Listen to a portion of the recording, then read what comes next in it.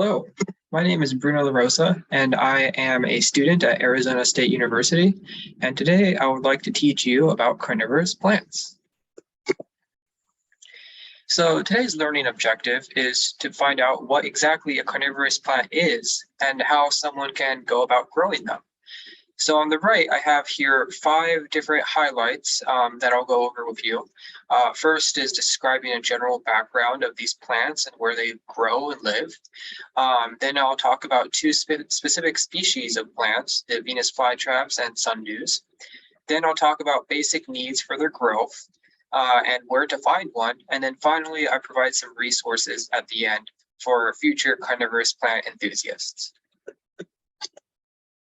So what are carnivorous plants exactly? Well, carnivorous plants are plants that have evolved to capture and digest insects, and they exist all across the world. They're from the sandy beaches of Australia to the bogs of North Carolina to some parts of Africa and South America. They're all over the place.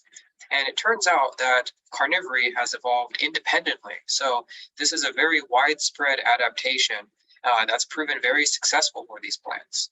And many people, horticulturalists like myself, we grow these plants as kind of a niche hobby. So carnivorous plants have 3 characteristics. First, they must capture and kill their prey. They have to have a way to digest it, and then they have to have a way to extract nutrients from that prey. And there are 3 capturing mechanisms. First are the snap traps. So those are your typical Venus flytraps. They sense a fly in it and then they just snap shut. There are also sticky traps that secrete this really sticky substance on their tentacles. These are the sundews. A picture of it is here on the right. And then finally are simpler plants, the pitcher plants. And those ones, insects simply walk about and they fall into the pitcher and then they drown and are digested. So one question I have for you is, why might a plant adapt to carnivory? Is there some kind of benefit for this adaptation? Is it to compensate for the lack of nutrients in the soil? Is it to get rid of insect pests? Is it to be a really cool plant? Or is it to compete for resources with other plants? Well, if you chose A, to compensate for the lack of nutrients in soil, you'd be right. And the reason being is that these plants, in their natural habitat, they grow in very nutrient-poor soil. So in these habitats, like bogs or beaches, there's a lot of water running right through the soil, drawing away all of the nutrients. And these plants might not have a way to get those nutrients otherwise. So over millions of years, they've found an alternate source. There are packets of nutrients everywhere, those being insects. Now, these plants, they require the insects in order to reproduce, in order to continue their species, because they can grow just fine on their own with photosynthesis, but in order to get enough energy to flower and produce seed, they need the nutrients from these insects. So first are the Venus flytraps, and they use that snap mechanism I mentioned before. There are 3 trigger hairs in each lobe of the Venus flytrap leaf. And essentially, a fly stops by, triggers a couple of these hairs twice in a row in a quick sequence, and then the trap snaps shut. And then it clamps very tightly over the next couple of hours and starts to secrete digestive enzymes that break down the insect. And over 1 to 2 weeks, the insect's completely digested and the trap reopens, and then it's ready for another victim. Venus flytraps are actually native to North Carolina, and they do also have a winter dormancy. So in the winter, all the growth dies back, but then they recover in the spring. So the sundews, they use a different mechanism. They have these really sticky leaves that are covered with tiny droplets of substance that they secrete. So essentially, an insect lands onto one of the tentacles with this sticky substance, and then as it struggles, it gets caught onto other tentacles. And eventually, all of the tentacles surround the insect and suffocate it, and then they secrete an enzyme to digest it. And sundews are actually really common. They're found all over the world in pretty much any habitat, but they really tend to like warm temperatures and humidity.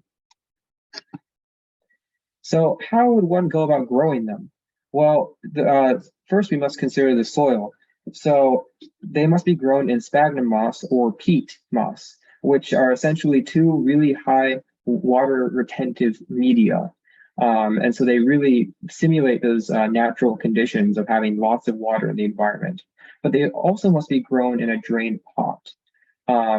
And as for water, you must use distilled water only, because regular tap water, say in Arizona, contains too many minerals that will essentially fry the roots of the plant, because they're just not adapted to retaining nutrients through the soil. And it's also important to keep the soil moist but not waterlogged, because if there's too much water, bacteria can invade and then they can just rot the plant from the inside out. So, and then here's a nice picture of sphagnum moss. This is live sphagnum moss, but the ones that you'd use are brown and dead, but they still retain a lot of water. As for sunlight, carnivorous plants love sun. They can take as much as possible. So at north windowsill on like a north facing window won't quite work for them, but maybe say a west or an east facing window, they will grow pretty nicely. And as for the temperature and humidity, they can grow at room temperature, but they prefer a little warmer, maybe 70 to 85 degrees Fahrenheit. And they can be kept in a terrarium to maintain some humidity, or they can be kept outside if the climate allows it. So then, which one of the following locations might support carnivorous plants outside? Would it be Phoenix in the summer, Detroit in the winter, San Diego year-round, or Antarctica? Well, San Diego all year round. It's actually quite humid over there, and the temperatures are pretty stable, so they would grow very nicely. As for the summary of the potting techniques, so all you have to do is obtain a fully grown carnivorous plant, and then you can lightly pack some sphagnum moss or peat into a drained pot. 4 by 4 inches should be fine, about halfway. And then you transfer the plant's bulb, similar to this picture here, into the fresh media, and then add additional media on top of it until the soil reaches the top of the pot. Then water with enough distilled water to drain through the bottom, and then grow in a sunny area and continue to water every 2 to 3 days, and it should recover. So where can one find one of these carnivorous plants? Well, there are a couple options. First, you can purchase one from an online or in-person specialized nursery. So they do have a really nice nursery in California called California Carnivorous, and a couple other ones in New York and Texas. And there are also some Venus flytraps and sundews in home improvement stores like Lowe's and Home Depot. And they're often sold in these deaf cubes, as is known in the carnivorous plant community, because people tend to buy them as novelties, but then don't know how to take care of them, and then they die off. But with the knowledge I just shared with you, you can just take them home, water them, and repot them. So here are some resources to help you in that journey. So there's the International Carnivorous Plant Society. It contains many, many different tips on how to help beginners with their first carnivorous plant. 2 forums here that I mentioned where carnivorous plant experts, they usually help anyone who has a problem with growing their plants. And for flytrap care forums, there are actually free seeds that you can get. There are lots of growers who are incredibly generous with their seeds, and if they have extra, they'll simply send some to you in the mail through a letter. There's also the Carnivorous Plant Resource. As the name suggests, it's also a very useful resource, provides all kind of information. And the Savage Garden, now that's traditionally considered the Bible of carnivorous plants, written by really long-standing famous horticulturalist, Peter D'Amato, who's been growing plants for 30 years. And then California Carnivores, which has all the supplies that one might need to grow them. So yeah, all of the flytrap and sundew pictures were taken by me. And if you have any questions regarding how to grow these plants, please feel free to reach out. And here's my email. And I hope that this presentation was able to enlighten you a bit about these crazy plants. Thank you.